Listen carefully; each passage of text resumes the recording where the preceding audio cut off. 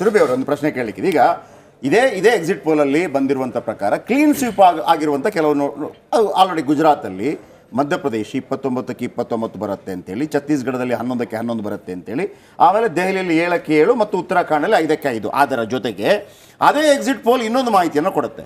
ಅದೇನಪ್ಪ ಅಂತಂದರೆ, ನಿಮಗೆ ಕಳೆದ ಬಾರಿ 153 ಸೀಟ್ಗಳೇನು ಬಂದಿತ್ತು ಅಲ್ಲಿ ಮಹಾರಾಷ್ಟ್ರ, ಕರ್ನಾಟಕ, ರಾಜಸ್ಥಾನ, ಬಿಹಾರ, ಜಾರ್ಖಂಡ್, ಹರಿಯಾಣ, ಇಲ್ಲಿ 153ರಲ್ಲಿ ಈ 6 ರಾಜ್ಯಗಳಲ್ಲಿ ಈ ಬಾರಿ ನಿಮಗೆ ಹಿನ್ನಡೆಯಾಗುತ್ತೆ. ಅದೇ ಸರ್ವೆ ಹೇಳಿರುವಂಥದ್ದು. ಮಹಾರಾಷ್ಟ್ರದಲ್ಲಿ ನಿಮಗೆ ಕಳೆದ ಬಾರಿ 41 ಇದ್ದರೆ ಈ ಬಾರಿ ಅದರಲ್ಲಿ ಕೇವಲ 28ರಿಂದ 32 ಮಾತ್ರ.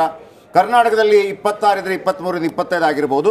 ರಾಜಸ್ಥಾನದಲ್ಲಿ 25, 16ರಿಂದ 19 ಆಗಬಹುದು. ಬಿಹಾರದಲ್ಲಿ 29ರಿಂದ 30, ಜಾರ್ಖಂಡ್ನಲ್ಲಿ 8ರಿಂದ 10, ಹರಿಯಾಣದಲ್ಲಿ 6ರಿಂದ 7. ಅಂದರೆ ಕಳೆದ ಬಾರಿಗೆ 153ಕ್ಕೆ ಹೋಲಿಸಿದರೆ 33 ಕ್ಷೇತ್ರಗಳು ಕಡಿಮೆ ಆಗುತ್ತೆ. ಅದನ್ನ ನೀವೆಲ್ಲಿ ಕಮ್ಮಿ ಮಾಡ್ತೀರಿ? ಅಲ್ಲ, ನೀವು ಹೇಳ್ತಿದ್ದೀರಲ್ಲ, ನಿಮ್ಮ ಎಕ್ಸಿಟ್ ಪೋಲ್ಸ್, ನಿಮ್ಮ ಮಾಧ್ಯಮದ ಎಕ್ಸಿಟ್ ಪೋಲ್ಸ್ ಹೇಳ್ತಾ ಇದೆಯಲ್ಲ, ವೆಸ್ಟ್ ಬೆಂಗಾಲಲ್ಲಿ ಗೇಮ್ಸ್ ಆಗುತ್ತೆ, ತೆಲಂಗಾಣಲ್ಲಿ ಗೇಮ್ಸ್ ಆಗುತ್ತೆ, ಏನು ನಮ್ಮ ಅಲಯನ್ಸ್ ಇದೆ ಆಂಧ್ರ ಪ್ರದೇಶನಲ್ಲಿ ಅಲ್ಲಿ ಗೇಮ್ಸ್ ಆಗುತ್ತೆ. ಸೊ ಏನು ಈ ನೀವು ಪ್ರಿಡಿಕ್ಟ್ ಮಾಡ್ತಿರೋಂತಹ ನಂಬರ್ಸ್ನಲ್ಲಿ ನೋಡ್ಕೊಂಡು ಬಂದ್ರೆ ಗೇಮ್ಸ್ ಅನ್ನಲ್ಲಿ ಕೌಂಟರ್ ಬ್ಯಾಲೆನ್ಸ್ ಆಗ್ತಾ ಇದೆ, ಹಾಗಾಗಿ ಜಾಸ್ತಿ ಆಗ್ತಾ ಇದೆ ನಂಬರ್ಸ್ ಡೋಂಟ್ ಲೈ. ಅಲ್ಲ, ನಮ್ಗೆ ಅರ್ಥ ಆಗದೆ ಇರೋದು, ರಾಜಸ್ಥಾನ ಮೈನಸ್ ಅಂತಾನೆ ಹೇಳ್ತಾ ಇದ್ದೀರಿ, ಹರಿಯಾಣ ರಾಜಸ್ಥಾನ ಮೈನಸ್ ಆಗುತ್ತೆ ಅನ್ನೋದನ್ನ ನೀವು ಒಪ್ಕೋತೀರಾ? ಈಗ ನಾವಲ್ಲ, ಅಲ್ಲ ಬಿಜೆಪಿ, ನಾನು ಒಪ್ಕೋತೀನಿ ಬಿಜೆಪಿ ಮೈನಸ್. ಎಕ್ಸಿಟ್ ಪೋಲ್ ಅಲ್ಲಿ ಅದು ಮೈನಸ್ ಬಂದಾಗ ನಮ್ಮ ಸರ್ವೆಗೂ ನಿಮ್ ಸರ್ವೆ ಟ್ಯಾಲಿ ಆದ್ರೆ ಒಪ್ಕೋತೀವಿ. ನಮ್ಮ ಸರ್ವೆಗೂ ನಿಮ್ ಸರ್ವೆ ಟ್ಯಾಲಿ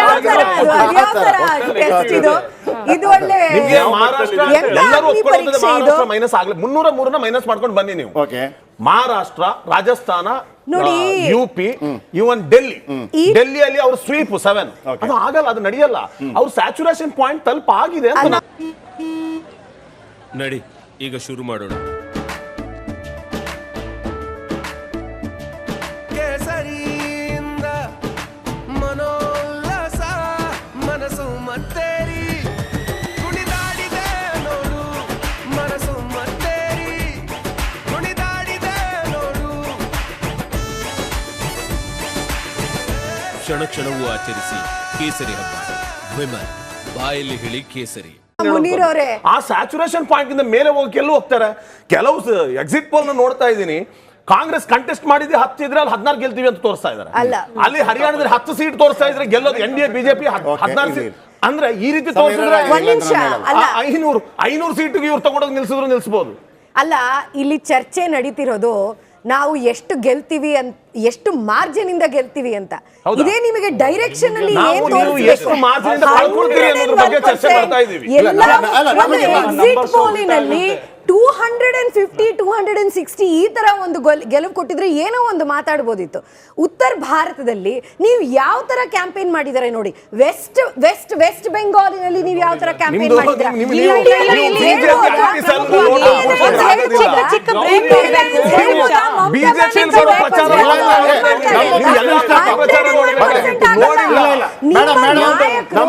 ನಮ್ಮ ಪ್ರಶ್ನೆ ಇಷ್ಟೇ, ನಿಮ್ಮ 400 ಎಲ್ಲಿಂದ ಬರುತ್ತೆ, ನಿಮ್ಮ 295 ಎಲ್ಲಿಂದ ಬರುತ್ತೆ?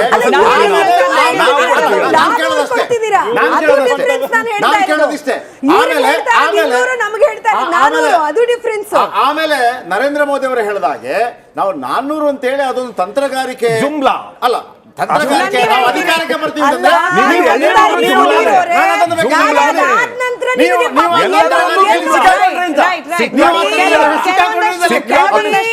ಕೆಲವೊಂದಷ್ಟು ಚುನಾವಣೆ ಸಂದರ್ಭದಲ್ಲಿ ಪ್ರಸ್ತಾಪ ಆದ ವಿಚಾರಗಳು ಇದೇನೇ ಡಿಸೈಡಿಂಗ್ ಫ್ಯಾಕ್ಟರ್ ಆಗ್ಬಿಡುತ್ತೆ ಮತದಾನ ಪ್ರಕ್ರಿಯೆಯಲ್ಲಿಂದ ಆಗ್ಲೇ ಇಲ್ವಾ? ಈ ಎಕ್ಸಿಟ್ ಪೋಲ್ ಗಳನ್ನ ನೋಡಿದ್ರೆ ಆಗನ್ಸ್ತಾ ಇದೆ ಯಾವ್ದಾದ್ ಪ್ರಮುಖ ವಿಚಾರಗಳು, ಎಸ್ಪೆಷಲಿ ನಮ್ಮ ಗ್ಯಾರಂಟಿ ಯೋಜನೆಗಳು ಎಕ್ಸ್ಪೆಕ್ಟೆಡ್ ರಿಸಲ್ಟ್ ಅನ್ನ ಕಾಂಗ್ರೆಸ್ಗೆ ತಂದು ಕೊಡ್ತಾ ಇಲ್ವಾ? ಯಾಕಂದ್ರೆ ಪ್ರಸಾದ್ ಸರ್, ಈ ಮೈತ್ರಿಗಳ ವಿಚಾರದಲ್ಲಿ ಬಿಜೆಪಿಗೆ ಪ್ಲಸ್ ಆದಂತೆ ಕಾಂಗ್ರೆಸ್ಗೆ ಆಗ್ಲಿಲ್ಲ ಇಂಡಿಯಲ್ಲಿ ಅನ್ನೋದೊಂದು ಚರ್ಚೆ.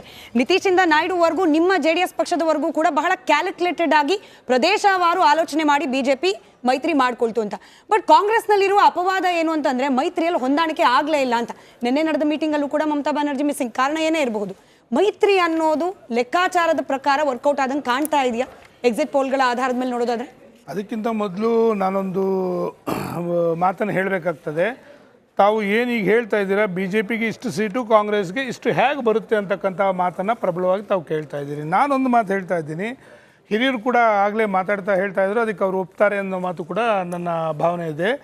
ನೋಡಿ, ಈ ದೇಶದಲ್ಲಿ ಪ್ರಾದೇಶಿಕ ಚುನಾವಣೆಗಳು ನಡೆದಂಥ ಸಂದರ್ಭದಲ್ಲಿ ನಮ್ಮ ಪ್ರಾದೇಶಿಕ ವಿಚಾರಗಳನ್ನು ಇಟ್ಕೊಂಡು ನಾವು ಮಾಡುವಂಥ ಸಂದರ್ಭದಲ್ಲಿ ಕೆಲವು ಏರ್ಪೇರುಗಳು ಈ ಪಕ್ಷ ಆ ಪಕ್ಷ ಅಂತಕ್ಕಂಥದ್ದಿಲ್ಲ. ಇವತ್ತು ನಮ್ಮ ರಾಷ್ಟ್ರೀಯತೆ ಅಂತಕ್ಕಂಥ ಒಂದು ಮಾತು ಬರ್ತಾ ಇದೆ, ದಯಮಾಡಿ ತಾವು ಗಮನಿಸಬೇಕಾಗ್ತದೆ. ದೇಶದಲ್ಲಿ ಕಾಶ್ಮೀರಿಂದ ಕನ್ಯಾಕುಮಾರಿ ತನಕ ಕಳೆದ 10 ವರ್ಷಗಳಲ್ಲಿ ನಾವೇನು ಒಂದು ಎಲೆಕ್ಟ್ರಾನಿಕ್ ಮೀಡಿಯಾ ಬೆಳೆದಿರ್ಬೋದು, ದೇಶದಲ್ಲಿ ನಡೀತಾ ಇರ್ತಕ್ಕಂಥ ಮೂಲೆಯಲ್ಲಿ ಇರ್ತಕ್ಕಂಥ ಸಮಸ್ಯೆಗಳನ್ನು ನಾವು ಕಣ್ಣಾರೆ ನೋಡ್ತಾ ಇರ್ಬೋದು. ಇವತ್ತು ಈ ದೇಶವನ್ನು ಮುನ್ನಡೆಸೋದಕ್ಕೆ ಒಂದು ವ್ಯಕ್ತಿ ನಮಗೆ ಬೇಕಾಗಿದೆ ಅಂತ ಶಕ್ತಿ ನರೇಂದ್ರ ಮೋದಿ ಅವರ ಕೈಯಲ್ಲಿದೆ ಅಂತಕ್ಕಂಥದ್ದು ಜನಸಾಮಾನ್ಯರು ಅರ್ಥಕೊಂಡಿದ್ದಾರೆ ಅನ್ನೋದು ನಂಬರ್ 1. ಅದನ್ನ ಹೇಳ್ಬೋದಾಗಿತ್ತಲ್ಲ, ಒಂದು ನಿಮಿಷ. 10 ವರ್ಷದಲ್ಲಿ ಏನಾಯ್ತು ಅಂತ ಹೇಳ್ಬೋದಾಗಿತ್ತಲ್ಲ. ಖಂಡಿತ. ಅದು ಬಿಟ್ಟು ನೀವು ಯಾಕೆ ಅದನ್ನ ಮಂಗಳಸೂತ್ರಕ್ಕೆ ಹೋಗಬೇಕಾಗಿತ್ತು? ಮುಸ್ಲಿಮರಿಗೆ ಕೊಡ್ತಾರೆ ಅಂತ ಹೋಗಬೇಕಾಗಿತ್ತು. ನರೇಂದ್ರ ಮೋದಿಯಿಂದ ಯಾರಾದ್ರೂ ನಿರೀಕ್ಷೆ ಮಾಡ್ತಾರೆ ಅಂತ? ಒಂದು ನಿಮಿಷ. ನೀವು ಜನಗಳಿಗೆ ಯಾರು ಯಾವ ರೀತಿ ದಿಕ್ಕು ತಪ್ಪಿಸ್ತಾ ಇದ್ದಾರೆ ಅಂತಕ್ಕಂಥದ್ದನ್ನ ಅವರು ವಿವರವಾಗಿ ಹೇಳಿದ್ದಾರೆ, ನಂಬರ್ 1. ನಂಬರ್ 2, ನೀವು ಇನ್ನೂ ಒಂದು ಮಾತು ಕೇಳ್ತಾ ಇದ್ದೀರಾ, ಯಾಕೆ BJP ಇವತ್ತು ದೇಶದಲ್ಲಿ ಇಷ್ಟು ಪ್ರಬಲವಾಗಿ ಬರ್ತಾ ಇದೆ ಅಂತಕ್ಕಂಥದ್ದು. ನಾನು ಇವತ್ತು ಕೂಡ ಕಾಂಗ್ರೆಸ್ಗೊಂದು ಆಪ್ಷನ್ ಇತ್ತು, ಇವತ್ತು ಹೇಳಿ ಯಾರು ಈ ದೇಶದ ಪ್ರಧಾನಿ ಕ್ಯಾಂಡಿಡೇಟ್ ಅಂತ ಹೇಳಿ. ಯಾಕೆ ನಿಮ್ಮ ಕೈಲಿ ಹೇಳ್ತಾ ಇಲ್ಲ? ಜನಗಳಿಗೆ ಭರವಸೆ ಇಲ್ಲ, ದೇಶ ನಡೆಸ್ತಕ್ಕಂಥ ಶಕ್ತಿ ಕಾಂಗ್ರೆಸ್ ಒಕ್ಕೂಟದಲ್ಲಿ ಇಲ್ಲ ಅಂತಕ್ಕಂಥ ಯಾವ INDA ಇದೆ ಅಲ್ಲಿ ಯಾರಿಗೂ ಕೂಡ ದೇಶ ಇವತ್ತಿನ ಪರಿಸ್ಥಿತಿಲಿ ಈ ದೇಶವನ್ನು ನಡೆಸ್ತಕ್ಕಂಥ ಶಕ್ತಿ ಯಾರಿಗೂ ಅಲ್ಲಿಲ್ಲ ಅನ್ನೋದು ಗೊತ್ತಾಗ್ತದೆ. ಹಿರಿಯರಾಗಲೇ ಒಂದು ಮಾತನ್ನು ಹೇಳಿದ್ರು, ಸನ್ಮಾನ್ಯ ಮಲ್ಲಿಕಾರ್ಜುನ್ ಖರ್ಗೆ ಸಾಹೇಬ್ರನ್ನ ಸ್ವಂತ ಪಕ್ಷದವರು ಒಪ್ಕೊಳ್ಳೋಕೆ ಸಿದ್ಧರಾಗಿಲ್ಲ. ಅಲ್ಲಿ ಅಂಗಪಕ್ಷಗಳು ಹೇಳ್ತಾ ಇದೆ, ಒಂದು ಮಾತನಾಡಲಿಲ್ಲ. ಹಾಗಾದರೆ ನಿಮ್ಮ ಹಿಡಿದಲ್ಲೇ ಇರಬೇಕು, ಹಾಗಾದರೆ ಯಾರು ಬೆಳಿಕೂಡ್ದು.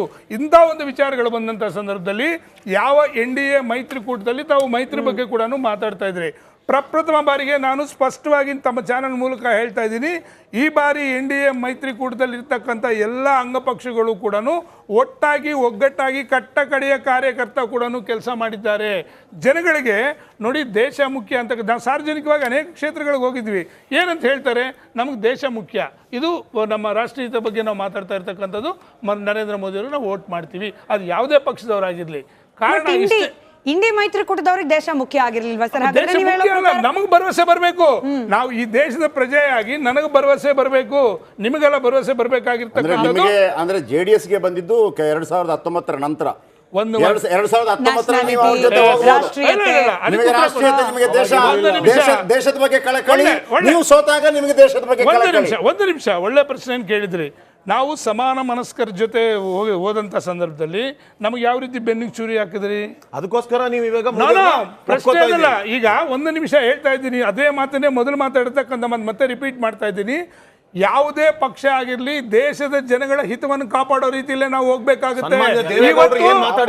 ಒಂದು ನಿಮಿಷ, ನಾನು ಸನ್ಮಾನ್ಯ ದೇವೇಗೌಡರು ಮೋದಿ ಅವರು ಪ್ರಧಾನಿ ಆದ್ರೆ ಏನ್ ಮಾಡ್ತಾರೆ ಅಂತ ಹೇಳಿದ್ರೆ ಒಂದು ನಿಮಿಷ ಉತ್ತರ ಕೊಡ್ತಾ ಇದ್ದೀನಿ. ಕುಮಾರಸ್ವಾಮಿ ಅವರು ಈ ಮೋದಿ ಅವರ ಬಗ್ಗೆ ಏನ್ ಹೇಳಿ ಕೊಟ್ಟಿದ್ದಾರೆ ಅಂತ ಗೊತ್ತಿದೆಯಾ? ನಾನೊಂದು ಮಾತು ಹೇಳ್ತಾ ಇದ್ದೀನಿ. ಒಂದು ನಿಮಿಷ. ನನಗೆ ನಿಮ್ಮ ಹತ್ರ ಕೇಳಿಕ್ಕಿರುವಂತ, ನಿಮಗೆ ಕಾಂಗ್ರೆಸ್ ಓಕೆ, ನಿಮಗೆ ಬೆನ್ನಿಗೆ ಚೂರಿ ಹಾಕ್ತು, ಮತ್ತೊಂದು ಅದೇ ಕಾಂಗ್ರೆಸ್ ನ ಸಪೋರ್ಟ್ ತಗೊಂಡು ದೇವೇಗೌಡ್ರಿ ರಾಜ್ಯಸಭಾ MP ಆಗುವಂತ ಅಗತ್ಯ ಏನಿತ್ತು? ಬಿಟ್ಟು ಬಿಸಾಕಬೇಕಾಗಿತ್ತು, ಬೇಕಾಗಿಲ್ಲ. ಬೇಕಾದಾಗ ಎಲ್ಲ ತಗೊಂಡು ಅದನ್ನ ಯೂಸ್ ಮಾಡ್ಕೊಂಡು ಭಾರಿ ಒಳ್ಳೆ ಪ್ರಶ್ನೆ ಕೇಳಿದ್ರೆ, ಯಾವ ಒಂದು ನಿಮಿಷ ಮೇಡಮ್, ಒಂದೇ ಒಂದು ನಿಮಿಷ.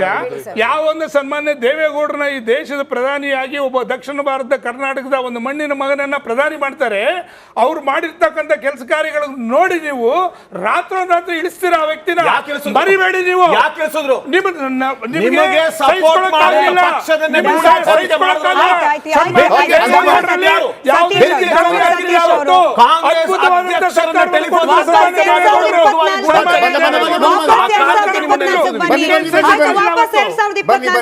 ಡಾಕ್ಟರ್ ಸತೀಶ್ ಅವರೇ, ಇಂಡಿ ಮೈತ್ರಿಕೂಟ ಒಂದಾಗಿ ಹೋರಾಟವನ್ನ ಮಾಡೋದು ಬಿಟ್ಟು ಪಾರ್ಟಿ